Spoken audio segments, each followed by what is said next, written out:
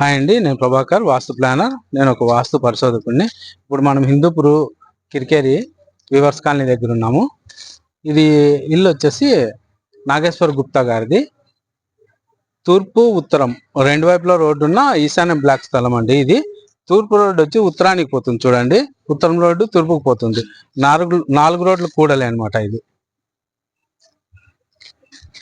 ఇది 2 సెంట్ల స్థలం అండి. 2 సెంట్ల స్థలంలో 4 వైపులా ఖాళీ వదిలి ఇంటిని సింగిల్ బెడ్రూమ్ ఇంటిని ప్లాన్ చేసినాము. ఇప్పుడు మనము ఉత్తర ఈశాన్యంలో గేటు, తూర్పు ఈశాన్యంలో గేట్ ఉంది. ఉత్తర ఈశాన్యంలో ఒక ద్వారము, తూర్పు ఈశాన్యంలో ఒక ద్వారము. ఇప్పుడు మనం ఉత్తర ఈశాన్యం గుండా లోపలికి పోతున్నామండి.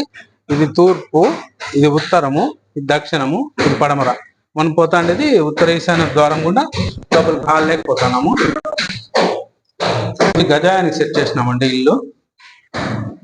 ఈశాన్యంలో హాల్ తీసి తూర్పు ఈశాన్యం, ఉత్తర ఈశాన్యం, ఉత్తరం హాల్ కి మధ్య స్థానంలో ద్వారం పెట్టినాము.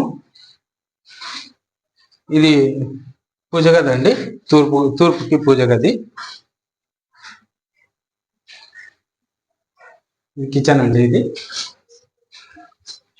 నేను ఇంకో వీడియోలో చెప్పినట్ల తూర్పు భాగాన్ని 9 భాగాలు చేస్తే దక్షిణ వైపు వచ్చే 2 భాగాలు ఆగ్నేయము, ఉత్తరం వైపు వచ్చే 2 భాగాలు ఈశాన్యము. ఈ 5 భాగాలు హాల్ వదిలేసేసి 3వ భాగంలో 4వ భాగంలో వస్తుంది పూజ గది, తూర్పుకి వస్తుంది, ఆగ్నేయానికి కాదు. ఇది కామన్ టాయిలెట్ అండి.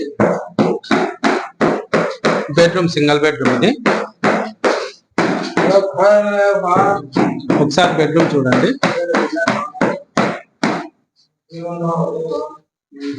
Tiles granite. ఇది టాయిలెట్ అండి. ఇది కామన్ టాయిలెట్.